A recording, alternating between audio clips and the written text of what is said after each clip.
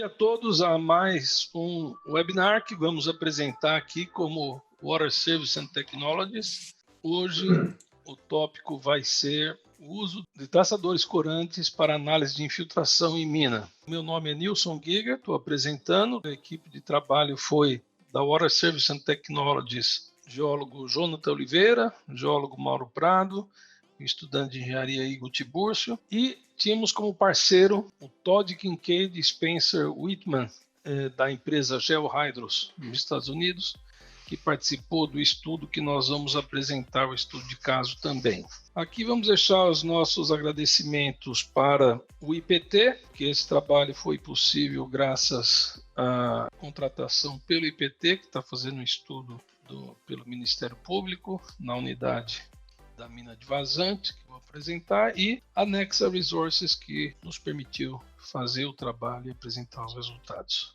Então, por que usamos traçadores em águas subterrâneas? Ajuda a responder 4 perguntas. Para onde a água vai?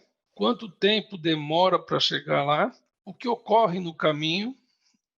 Como ocorre a interação entre águas superficiais e subterrâneas? O que ocorre no caminho significa que ele ajuda a definir as propriedades hidrológicas do meio geológico e a velocidade da água. Então, o uso primário de traçadores nos ajuda a definir propriedades hidrogeológicas, tipo velocidade das águas subterrâneas, direções de fluxo, porosidade, condutividade hidráulica, dispersão. E esses parâmetros podem ser aplicados tanto na parte de migração de poluentes, avaliações de recarga, fluxo, infratura, subsidência, invasão da cunha salina, fluxo meio kárstico e datação de águas subterrâneas. Traçadores têm sido aplicados em todos os tipos de mídia, areia, cascalho, rochas carbonáticas, ígneas, metamórficas e fraturas. O que pode ser utilizado como um traçador? O traçador pode ser uma substância introduzida naturalmente, por exemplo, se você usa elemento radioativo, deutério, é uma substância que pode ser introduzida naturalmente, acidentalmente. Se alguém teve algum derrame, você vai usar isso aí como traçador, ou intencionalmente, quando você faz uma injeção de um traçador. O traçador ideal é aquele que se move exatamente com a água, ou seja, que tem mínimas reações e mínimo decaimento, que ele é mensurável, que é detectável, mesmo em concentrações baixas, que seja seguro em termos de manter água potável e também não causar nenhum efeito ecológico, que seja de baixo custo e fácil análise. E que também você não deve usar um traçador onde no background da água subterrânea você já tenha uma concentração significativa que pode mascarar os seus resultados. Então, os tipos de traçadores utilizados, qualquer substância que é transportada. Então, pode ser, por exemplo, tem gente que está usando gases. Então, pode ser tanto gases nobres como hélio, argônio e fenônio. Pode ser um gás que tem alguma detecção de cheiro, para você poder detectar em zona kárstica, por exemplo, como etilmercaptânio. Pode ser partículas. Partícula, tem gente que joga até pó de papel ou alguma partícula para ver se a água sai com essa partícula do outro lado. Mas, geralmente, isso aí é para fraturas. A abertura da fratura do meio kárstico tem que ser bem maior do que a partícula que está jogando, ou meio kárstico. Tem gente que usa traçador térmico, então injeta água quente e vê o efeito. Tem a desvantagem que aí você tem o efeito de densidade que pode mascarar o resultado. Pode ser traçador iônico, então pode-se jogar brometo, sulfeto, qualquer tipo de sal que use então como traçador. Pode ser traçadores radioativos e traçadores corantes. Hoje nós vamos focar em traçadores corantes. Os tipos mais comuns de traçador corante são rodamina, piranina, uranina, fotina e fluorescina. Vários estudos de corantes foram conduzidos em meios kársticos, areia, para determinar a velocidade e o caminho de fluxo. Cada um desses traçadores tem vantagem e desvantagem. Rodamina tem o tipo WT e o tipo B. Rodamina WT foi determinado que tem um pouco mais de absorção por compostos orgânicos do que a B. Então, tem gente usando mais a B, mas também, por outro lado, a WT tem estudos que falam que pode ser um pouco mais tóxica do que a B. Uranina, fotina, fluorescina. Aí nós temos, nenhum deles é indicado, na verdade, para quando tem muito sedimento orgânico. Nenhum desses mais comuns é indicado quando acontece isso, porque todos eles, de uma forma ou de outra, absorvem. Agora a gente usa e tem que dar um desconto se a gente quiser usar eles para uma análise mais quantitativa. Quais são os passos básicos que nós fazemos em estudo de traçador corante? Primeiro, determinar quais são os pontos que nós vamos monitorar. A partir daí, coletar as amostras de background. Depois, fazer a injeção propriamente dita, fazer um monitoramento e analisar os resultados. Então, para se coletar a amostra de background, ela pode ser coletada tanto em termos de água superficial ou subterrânea. Também, em alguns locais, em vez de fazer a coleta de amostra, na hora do monitoramento, você pode utilizar carvão ativado que vai absorver o traçador corante. A vantagem de se fazer isso é que, se você tem um poço e você tem um corante que vai passar num período curto, vamos dizer 12 horas, vai passar o corante. Se você tirar a amostra d'água, significa que você tem que ter uma frequência de monitoramento menos de 12 horas para detectar. Se você deixar o carvão, ele vai capturar, mesmo que você não esteja lá. Enquanto o carvão estiver ali, se ele passar por ali, ele vai capturar. Aí você deve, se você for fazer os dois, que geralmente é recomendado, você faz a coleta de água para ter uma análise quantitativa mais precisa e vai fazer o carvão, caso você perca o corante passando naquele ponto, o carvão vai segurar, vai detectar. Então, geralmente é recomendado fazer os dois, e aí você precisa fazer essa amostra do background para ter certeza que depois, quando você estiver analisando o carvão, por exemplo, você não vai ter a falsa impressão que teve corante, sendo que naturalmente já tem uma resposta naquele espectro que dá uma resposta para aquele tipo de cor que você está usando. É recomendado que cada amostra de carvão fique uma semana, pelo menos, em contato com a água. E é recomendado que você faça 2 amostragens de background. Então, no mínimo, a sua amostragem de background vai demorar 2 semanas. Você vai deixar a primeira semana, coletar aquela amostra e depois a outra semana você vai coletar de novo. Esse carvão ativado, geralmente você pode colocar, como aqui do lado direito, num saquinho de carvão. Esse aqui, nesse estudo que nós fizemos, nós mesmos fizemos com uma tela esse saquinho de carvão e pusemos uma quantidade calculada, 30 gramas de carvão em cada um desses saquinhos. Então esse aqui nós usamos para pôr na mina, como eu vou mostrar daqui a pouco. Só que nós vimos que para pôr em poço, principalmente poço de 2 polegadas, que tinham lá, era muito difícil pôr esse saquinho, porque o saquinho você vai pôr lá embaixo 30, 40 metros de profundidade, às vezes até 110, até eu chegar a um nível d'água. Na hora que você for puxar, ele rasga e tem todo tipo de problema. Então, o que nós fizemos? Compramos esses balers pré-fabricados e fizemos furo em todo lugar do baler com um diâmetro menor do que o diâmetro do carvão ativado. E aí enchemos ele de carvão ativado e com isso é fácil de descer o baler. Nesse caso, até pusemos algum peso aqui na ponta para ficar mais fácil de descer e depois puxar de volta. Então, você pode ser criativo também, desde que você conheça o quanto você pôs de carvão ativado e desde que você depois consiga recuperar com facilidade. Bom, aí você vai injetar o traçador. Essa injeção pode ser feita direto num córrego, num riacho, ou você pode fazer uma injeção numa trincheira, ou você pode fazer a injeção num poço, ou direto de uma dolina. Aí você vai monitorar. Então aqui está de novo o balerzinho cheio de carvão. Cada amostragem ia lá se tirar o carvão. Conforme o diâmetro do poço, a gente usou um diâmetro diferente de baler. Esse aqui, como nós deixamos o saquinho de carvão em água corrente, aí o saquinho de carvão, para não ser levado embora e também para não pegar muito material nele, nós pusemos dentro de um tubo de PVC furado, a água podia passar por dentro do tubo de PVC e garantir o contato dos saquinhos. A gente punha 2 saquinhos de carvão dentro de cada um desses tubinhos. E aí esse tubo aí de 2 polegadas com uma tampa de um lado, tampa do outro, você põe um saco de carvão. Ou você vai tirar a amostra de água normal e depois vai levar para o laboratório. O monitoramento pode ser feito também de uma forma contínua. Você pode ter um fluorômetro portátil Esse aqui é um dos modelos mais populares que a gente tem e chama da Turner Design. Esse C3 é bom popular. C3 porque nesse modelo você pode ter 3 que eles chamam de caneta. Então você vai ter círculo aqui no lado esquerdo, no fundo do C3, você pode ter uma caneta que ele está calibrado para pegar o espectro vermelho.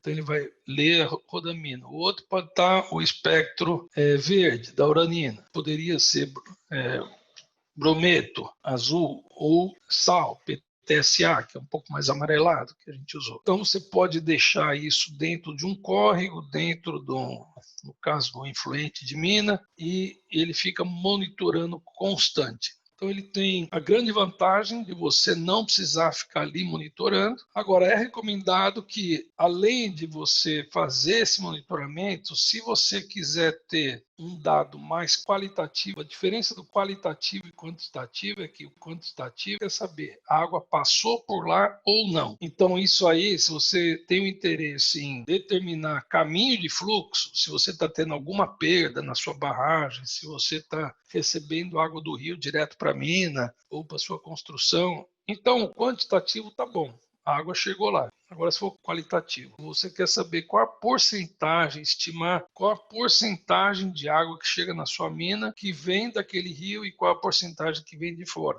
Ou seja, precisa ter medições mais precisas para integrar o quanto você jogou de massa e o quanto você recuperou. E aí você faz uma estimativa da porcentagem da água total que chegou lá.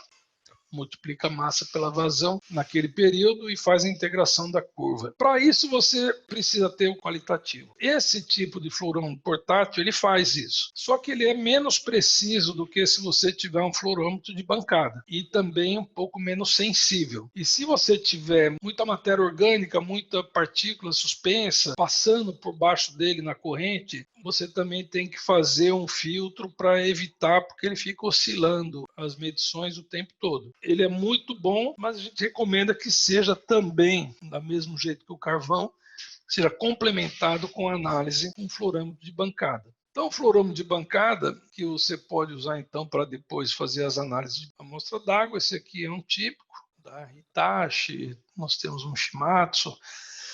E aí você põe a amostra de água, ele faz a medição do espectro e aí te dá uma curva onde você pode detectar se você tem a presença daquele espectro ou não. E com isso fazer uma correlação, você tem que fazer, na verdade, você tem que sempre estar fazendo calibração, então você tem que ter concentrações pré-determinadas e põe no aparelho para ver qual é a excitação que ele dá naquele espectro, e aí com isso você consegue fazer correlações entre concentração e a excitação aqui do espectro.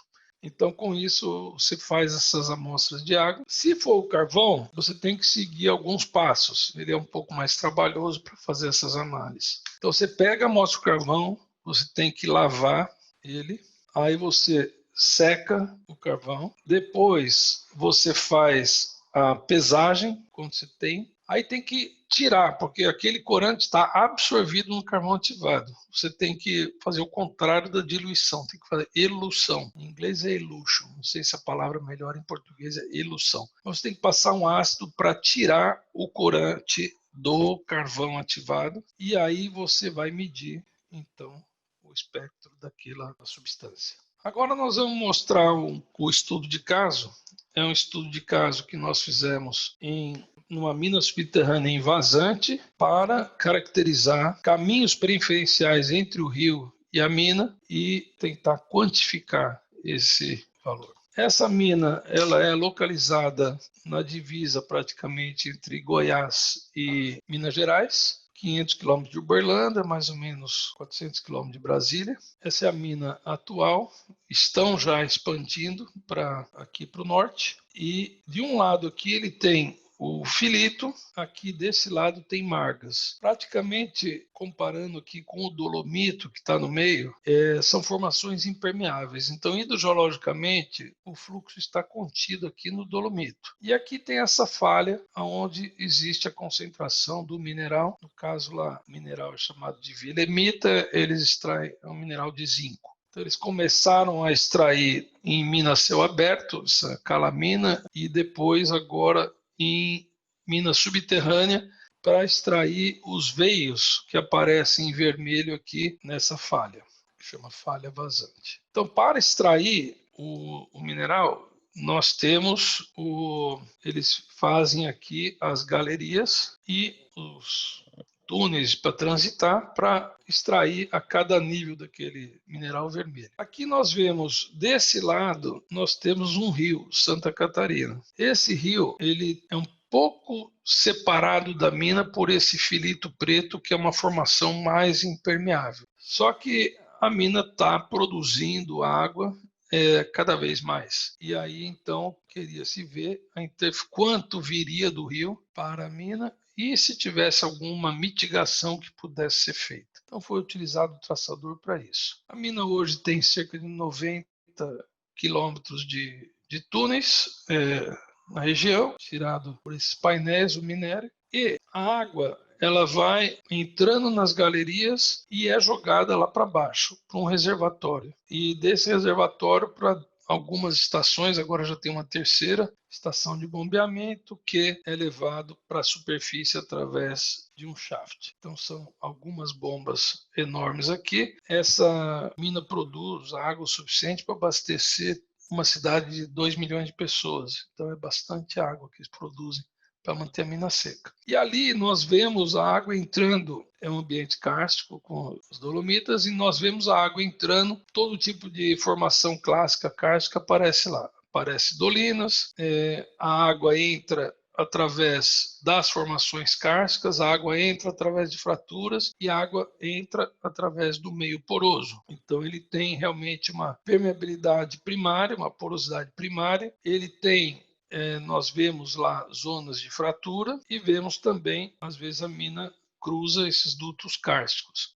E, no fundo, a gente vê, essa aqui é a tal, que chamam de cascata do Cebola, produz 1 metro cúbico por segundo, bastante água. Dutos kársticos por fraturas e gotejamento através da porosidade. Aí o modelo geológico é esse aqui, então fizemos um modelo em 3D, o modelo fizemos um modelo numérico, não é o caso da palestra de hoje, mas esse modelo numérico ele leva em conta as estruturas conhecidas e cada vez que o túnel atravessa uma estrutura, geralmente ocorre um aumento no volume de água por alguns meses, depois volta a cair. Isso aqui é identificado assim. E nesse caso, nós fizemos esse estudo em 2013 e repetimos ele agora, em 2020, esse ano, e o relatório ainda está sendo analisado. Então, estamos apresentando o resultado do estudo anterior, que já tivemos autorização para apresentar. Mas nesse estudo 2020, nós fizemos um refinamento desse estudo de traçadores para confirmar algumas coisas e alguns fenômenos já ocorreram lá, inclusive o rio secou em alguns trechos.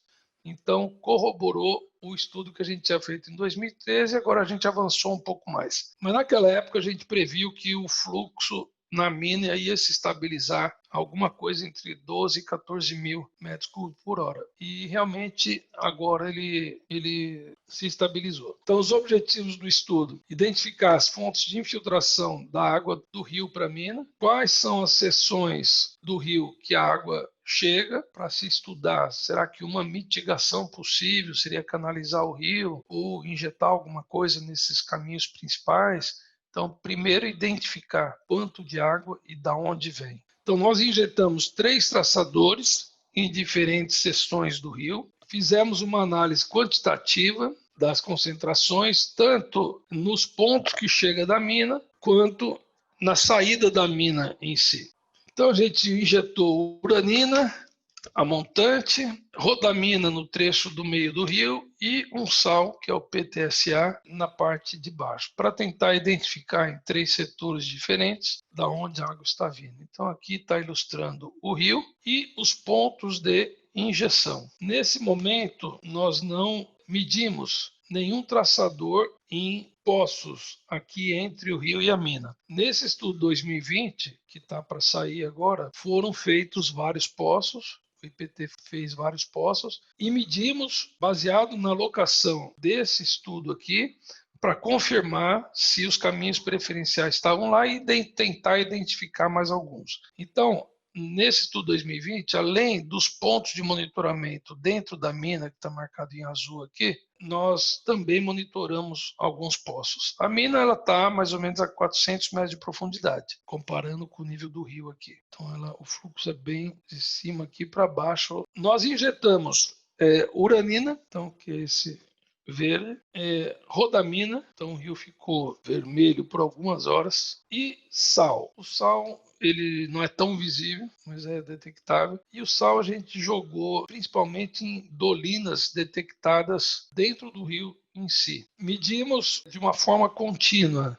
Toda a água da mina ela é coletada, vai para aquele shaft e sai num canal de descarga. Então, além de medir nos pontos isolados para tentar encontrar caminhos preferenciais dentro da mina, nós medimos de uma maneira contínua no canal de saída. Então, no canal de saída a gente fez 3 tipos de medições. Tanto coletou água de tempo em tempo, quanto deixou pendurado esse C3 o tempo todo, quanto também colocamos carvão. Esse aqui é uma medição no rio, nós injetamos, nesse caso, acabamos fazendo 2 injeções de uranina. Nessa injeção aqui, nós injetamos 10 da manhã, quando foi meia-noite, passou no último ponto de amostragem do rio. A gente estava tirando essa amostragem, aí chegou a pluma e ficou umas 2 horas, depois foi embora. Também coletamos em vários pontos dentro da mina.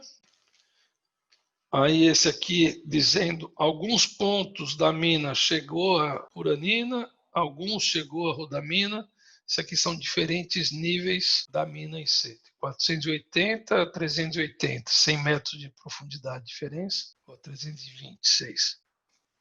Aí esse aqui é a típica curva de recuperação, que a gente pode medir a concentração com o tempo no rio, dependendo da injeção que fizemos, e a gente vê claramente os picos. Esse aqui foi os pontos que foram detectados e que hora que foram detectados e que tipo de traçador. Esse aqui, a recuperação no canal. E aí, o que a gente vê é o que eu falei. Esse aqui é o C3. Então, o C3, ele dá essas oscilações aqui, dependendo da turbidez da água, você vê que tem que fazer uma filtragem aqui para tentar às vezes vê alguma coisa. Dá para ver que teve alguns picos aqui de injeção, mas ele tem essas oscilações típicas assim quando você tem um material com muito sólido em suspensão passando. O PTCA ele dá uma respostinha um pouco melhor aqui, mas esse é o típico assim que você tem nesse tipo de aparelho. Aí esse aqui é a recuperação no canal da uranina, numa certa posição, do sal, a diferença do PTSA medido no C3 e no aparelho. Talvez o C3, nesse caso aqui, precisava calibrar um pouco mais, o pico chegou no mesmo ponto, mas o fluorômetro de bancada deu uma medição mais precisa. O resultado aqui de tudo isso foi determinado que naquele momento 44% da água que entrava na mina vinha direto do rio. Tinha-se evidências porque se a água do rio ficava mais turva, a água da mina ficava mais turva dentro de algumas horas. Já seria um traçador de partículas.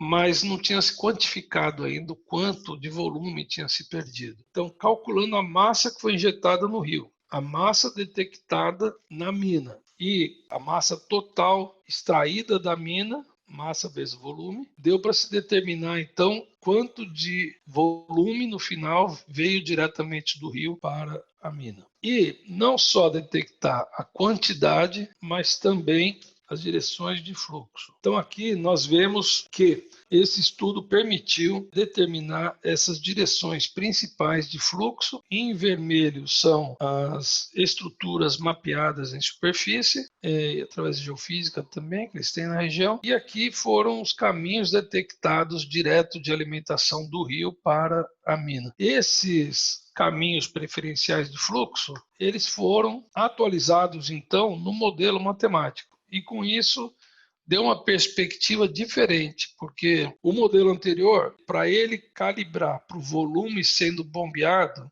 ele teve que usar uma condutividade hidráulica do dolomito. Como nós temos alguns caminhos preferenciais através de dutos kársticos, o K do dolomito calibrado teve que ficar menor do que o anterior, porque um K menor, que entra bastante água pelo dolomito em si, porosidade primária, mas tem caminhos diretos de fluxo pelas feições kársticas. Então, um dos modelos que consegue levar isso em conta é o FIFlow. Você consegue pôr feições individuais e representar esses dutos kársticos. Então, concluiu-se que o K do dolomito é menor, e isso tem alguma implicação em termos de, se fizer medida de mitigação de poços de injeção ou qualquer coisa que for fazer, você ter um K do dolomito menor do que antigamente estimado, é diferente a previsão do que se você tiver um K maior. Referências de traçadores são muito úteis. Esse livro aqui, porque ele tem vários conceitos teóricos e tem bastante detalhamento em termos de como se faz o cálculo de massa e tudo. Agora, esse aqui é um livro grátis, pode baixar na internet, e é um livro totalmente prático. Esse aqui ele ensina o beabá de como você faz, por exemplo, a elução do carvão, como você faz as amostragens. É muito prático, realmente. E esse aqui é mais a teoria. Então, um complementa o outro, mas esse aqui é sensacional. É dessa empresa Ozark Underground Lab. É uma empresa privada cujo dono, Thomas Alley, ele promove muito o uso de traçadores e gosta da coisa. Então ele colocou um exemplo prático aí para todo mundo usar. E eles vendem também, se você quiser comprar o saquinho de carvão já pronto, ele vende, mas no caso não precisa, você pode fazer em casa mesmo.